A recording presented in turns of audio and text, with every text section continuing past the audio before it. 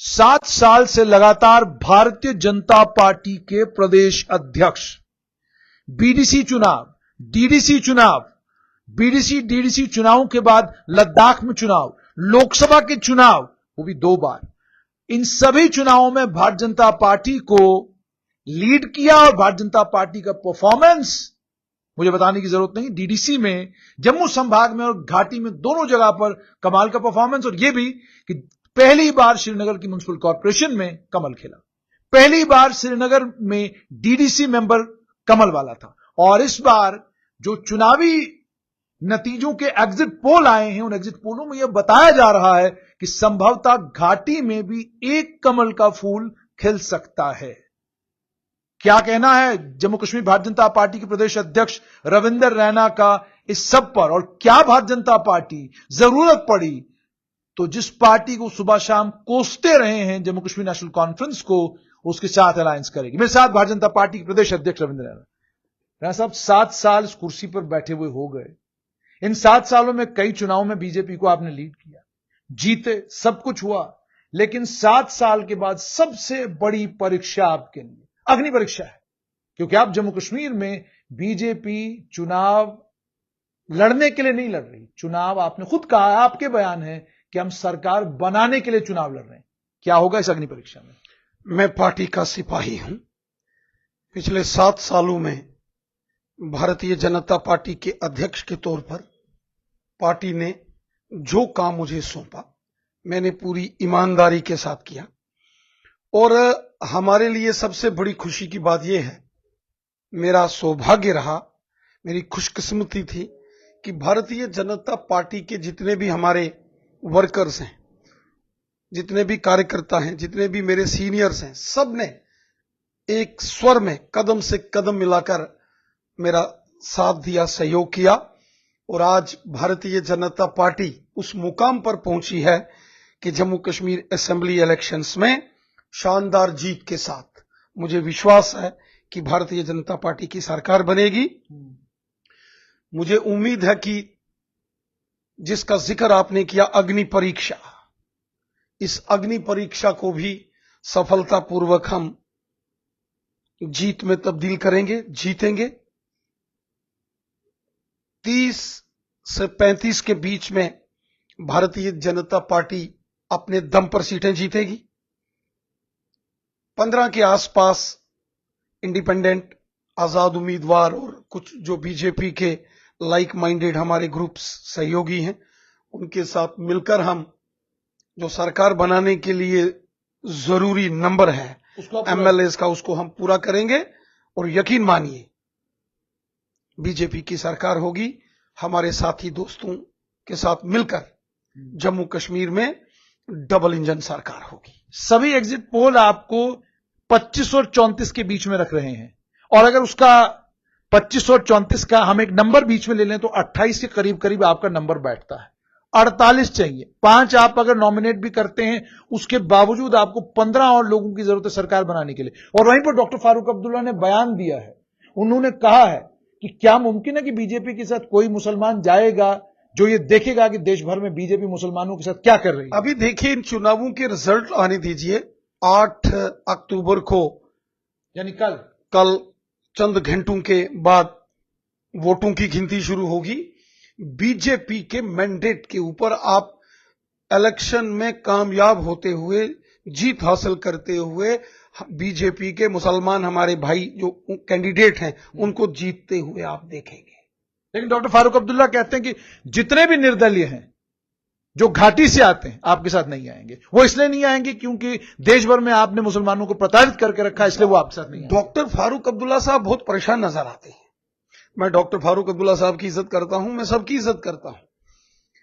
जो कल तक पीडीपी को गालियां देते थे और आज कहते हैं कि पीडीपी भी उनके कैंप में अगर शामिल होती है, तो डॉक्टर फारूक अब्दुल्ला साहब खुशी का इजहार कर रहे हैं। फिर इंडिपेंडेंट्स जिनको कल तक वो मानते ही कुछ नहीं थे, आज वो उन इंडिपेंडेंट आजाद उम्मीदवारों पर उनको बड़ी मोहब्बत हो रही है उनसे। इसका मतलब ये है कि एनसी, फारूक अब्दुल्ला साहब और कांग्रेस पार्टी इस बात को मान चुकी है कि उनको उनके भरोसे जो है मेजॉरिटी नहीं मिल रही और जम्मू कश्मीर में उनकी सरकार नहीं बन रही, इसलिए नतीजे आने से पहले ही छटपटाहट एनसी और कांग्रेस में आप देख रहे हैं। आप छटपटाहट कह रहे हैं इसको, लेकिन जो दल घाटी में आपके साथ थे, जम्मू कश्मीर अपनी पार्टी पर आरोप, आपकी बी टीम है, सज्जाद गनी लोन पर आरोप, आपकी बी टीम है, वो भी आपसे नाराज है। वो कहते हैं कि इन्होंने हमारा काम भी खराब कर दिया, हम तो थे ही यहां पर, इंजीनियर रशीद भी ले आए, जमात इस्लामी भी ले आए, चारों लोगों को यहां पे खड़ा कर दिया, हमारे लिए परेशानियां। देखिए जनाब, अगर इंजीनियर रशीद साहब इलेक्शन लड़ते हैं, आप और मैं कौन होता हूं रोकने के लिए? अगर जमात ने इलेक्शन लड़ा, वही जमात जो कल तक बाइकाट की कालें देती थी, जो वहां के हालात खराब हो जाते थे और जमात के ऊपर इल्जामात, दोस्त आपको कहते हैं वफा नहीं करते दोस्तों के साथ। देखिए, अगर कोई इलेक्शन लड़ता है, आप कैसे किसी को रोक सकते हैं? जब हमारे मुल्क का आईन, हमारा कॉन्स्टिट्यूशन, हमारा कानून, हमारा संविधान हर एक शख्स को ये इजाजत देता है कि वो चुनाव लड़ सकता है, तो मैं और आप कौन होते हैं इलेक्शन किसी को रोकने के लिए? अब मुझे ये बताइए, क्या अभी भी सज्जाद गनी लोन के साथ आपके रिश्ते मजबूत हैं? क्या अभी भी सैयद अल्ताफ बुखारी के साथ आपके रिश्ते मजबूत हैं? और सैयद अल्ताफ बुखारी ने तो बयान दिया था, अगर मैं हूं नई दिल्ली के साथ तो मैं हूं, इसमें डरने वाली कौन सी बात है? तो क्या वो आज भी आपके साथ हैं, संपर्क में हैं? क्योंकि सज्जाद गनी लोन ने बड़े कटीले वाण आपके ऊपर चलाए थे चुनाव में। देखिए, मुझे तो आप जानते हैं, शायद जम्मू कश्मीर में एक ऐसा शख्स हूं जिसका कोई दुश्मन नहीं होगा। मेरी तो सबके साथ दोस्ती है, मैं सबकी इज्जत करता हूं, सब से मुझको रिस्पेक्ट है। और कल आप इलेक्शन के नतीजे, अब बात घुमा गए। मेरा सीधा सवाल, क्या अभी भी संपर्क साधा हुआ है आपने जम्मू कश्मीर अपनी पार्टी, जम्मू कश्मीर पीपुल्स कॉन्फ्रेंस से, या जिन लोगों पर आरोप लग रहा है कि ये तो आप ही के हैं? कल 8 तारीख को इलेक्शन के रिजल्ट आने दीजिए, उसके बाद क्या किस प्रकार की यहां रणनीति बनेगी, किस प्रकार से आगे सरकार बनाने के लिए स्ट्रेटेजीज बनेंगी, उसकी सारी तैयारी भारतीय जनता पार्टी ने की है। लगातार हमारी डिस्कशंस अपने साथियों सहयोगियों के साथ हो रही हैं। कश्मीर के अंदर जो कश्मीर से भी सहयोगी हैं, कश्मीर में जो बीजेपी सपोर्टेड इंडिपेंडेंट कैंडिडेट्स। अच्छा, बीजेपी सपोर्टेड भी हैं? यस, क्यों नहीं है? अच्छा, कितने हैं? तकरीबन 15 के करीब ऐसी सीट्स हैं, यहां बीजेपी ने इलेक्शन नहीं लड़ा और हमने वहां। और ये गुप्त तरीके से आपने सपोर्ट किया? गुप्त कहां, मैं पहले दिन से बोल रहा हूं, पहले दिन से कह रहा हूं कि कश्मीर में बहुत सारी सीटों पर जहां हमने इलेक्शन नहीं लड़ा, वहां इंडिपेंडेंट कैंडिडेट्स और कुछ जगहों पर लाइक माइंडेड ग्रुप्स जो हमारे सहयोगी मित्र हैं, दोस्त हैं, उनके साथ मिलकर इलेक्शन लड़ा है। और मैं उम्मीद करता हूं कि जहां कश्मीर में गुरेज में और करना में कमल का फूल खिल सकता है, वहीं बीजेपी के सपोर्ट से जीतने वाले इंडिपेंडेंट्स और कुछ हमारे मित्र दल जीत कर आएंगे और हमारी सरकार बनेगी। इंजीनियर रशीद के बारे में आपका विचार क्या है? भारतीय जनता पार्टी इंजीनियर रशीद को कितनी गंभीरता के साथ लेती है? और क्या आपको देखिए, मुझे दूसरे के बारे में क्या बात करनी है? डॉक्टर फारूक अब्दुल्ला साहब हैं, मैडम महबूबा मुफ्ती साहिबा है, कांग्रेस पार्टी है, गुलाम नबी आजाद साहब हैं, उनकी अपनी जमातें हैं, अपनी जमातों के लिए काम करते हैं। इसी तरह इंजीनियर राशिद साहब की अपनी जमात है, वो अपनी जमात के लिए काम करते हैं। मुझे उनसे क्या लेना देना? मुझे तो भारतीय जनता पार्टी, हो सकता है 8 के बाद लेना देना हो जाए, जो मुझे लगता है बीजेपी 30 से 35 के बीच में हम अपनी सीटें जीतेंगे और 15 के करीब इंडिपेंडेंट कैंडिडेट्स। और उसमें आप इंजीनियर रशीद को नहीं गिनते? नहीं, उसमें हम इंजीनियर रशीद साहब को नहीं गिनते, बिल्कुल नहीं। और कोई कोशिश भी नहीं करेंगे उनको अपने साथ लाने की, अगर वो मान लीजिए जब हमें अपना नंबर पूरा हो जाएगा, जब हमारे अपने जो पार्टनर्स हैं, जिनके साथ हमने मिलकर ऐसा प्लानिंग की है कि कश्मीर की जनता की, आवाम की भलाई के लिए, गरीबों की खिदमत के लिए मिलकर काम करेंगे, सरकार बनाएंगे, लोगों का भला करेंगे, गरीबों की खिदमत करेंगे, खिदमत खलक और हुब्बल वतनी के जज्बे से काम करेंगे। जब हमें अपने ग्रुप्स और अपने फ्रेंड्स और अपने मित्र दलों के साथ मिलकर सरकार बनाने की पूरी हमें नंबर होगा, तो हमें दूसरे के पास, तीसरे के पास जाने की क्या जरूरत है? मुझे ये बताइएगा कि ठीक है, ये तो आप कह रहे हैं कि आप कहीं दाएं बाएं नहीं जाएंगे, लेकिन क्या जो मित्रता आपकी पीडीपी के साथ हुई थी और उस मित्रता के चलते नॉर्थ पोल साउथ पोल का अलायंस हुआ, सरकार बनी, क्या कोई संभावना साल 2024 में भी ऐसी है कि अगर पीडीपी 8 से 10 सीटें लेकर आती है तो क्या कोई बड़ा उलटफेर होने की संभावना है, या उसको लिए भी आप कहेंगे कि पीडीपी भी हमारे लिए बिल्कुल पराई है? देखिए जनाब, अब चंद घंटे बचे हैं। चंद घंटों के बाद वोटों की गिनती शुरू हो जाएगी। दूध का दूध, पानी का पानी सामने हो जाएगा।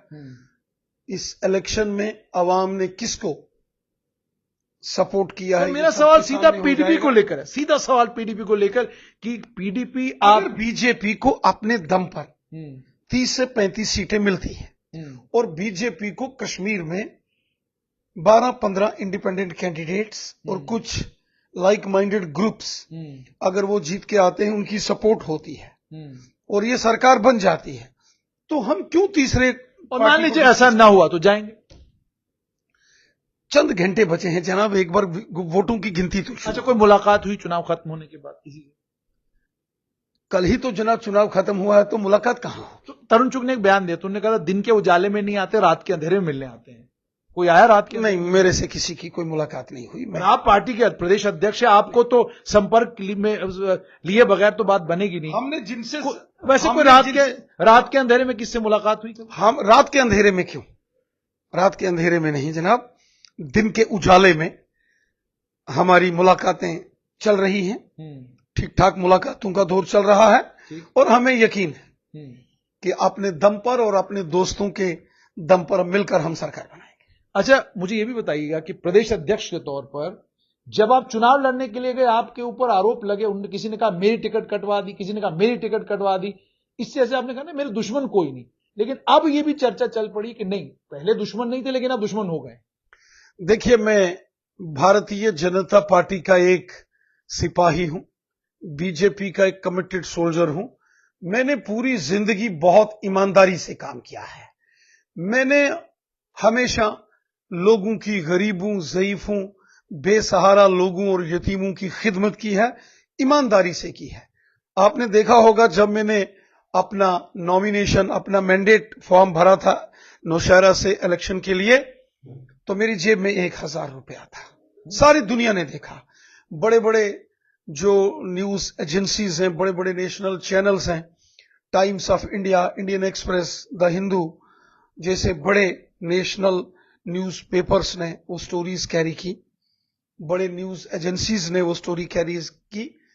हम एक फकीरी लाइन में एक फकीर की तरह काम करने वाले शख्स हैं, जो ईमानदारी से काम करता हूं, ईमानदारी से काम करता हूं, और यही कारण है कि लोग दिल से मुझे मोहब्बत करते हैं और मैं भी दिल से लोगों की खिदमत करता हूं।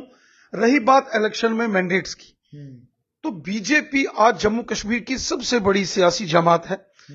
एक एक असेंबली कॉन्स्टिट्यूंसी में 5-5, 10-10 बीजेपी के ऐसे लीडर हैं जिनकी ख्वाहिश थी कि वो इलेक्शन लड़ते।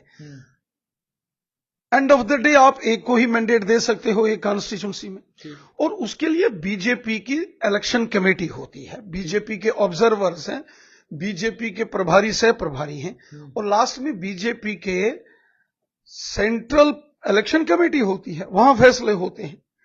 एक आदमी बीजेपी में किसी को ना तो मैंडेट दे सकता है, ना किसी का मैंडेट काट सकता है। हमारा एक टीम वर्क होता है, सब मिलके उसमें काम करते हैं, सब लोग जानते हैं। और इसीलिए ठीक है, बहुत सारे मेरे साथियों, दोस्तों की इच्छा रही होगी, ख्वाहिश रही होगी, लेकिन जब उनको नहीं मिला मैंडेट तो फिर भी वो पार्टी के साथ चले और उन्होंने पार्टी का काम किया। एक फैमिली की तरह, एक परिवार की तरह हमने ये इलेक्शन लड़ा, और मुझे यकीन है शानदार जीत के साथ भारतीय जनता पार्टी 2024 के लोकसभा चुनाव जीतेगी। यानी आपको पूरा यकीन है कि सरकार आपकी बनने जा रही है? मुझे पूरा विश्वास है। जिस तरीके से मोदी साहब ने पिछले 10 साल में काम किए, जिस तरीके से जम्मू कश्मीर में अमित शाह साहब ने काम किए, अमन, शांति, खुशहाली और भाईचारा लाया, इतनी जबरदस्त डेवलपमेंट हुई है, मुझे पूरा विश्वास है कि भारतीय जनता पार्टी की शानदार जीत होगी। अंत मुझे बताइए, नाराजगियां दूर हो गई? क्योंकि यूं बताया जा रहा था कि आप प्रदेश अध्यक्ष किसी के साथ कोई नाराजगी नहीं है, किसी के साथ कोई नाराजगी नहीं है, किसी को हमारे साथ नाराजगी। क्योंकि कहा यह जा रहा है कि कटरा की जैसे सीट है, कई और सीटों को बताया जा रहा है कि आप अगर उस सीट पर थोड़े से भी कमजोर, उसका कारण यह है कि मतभेद था।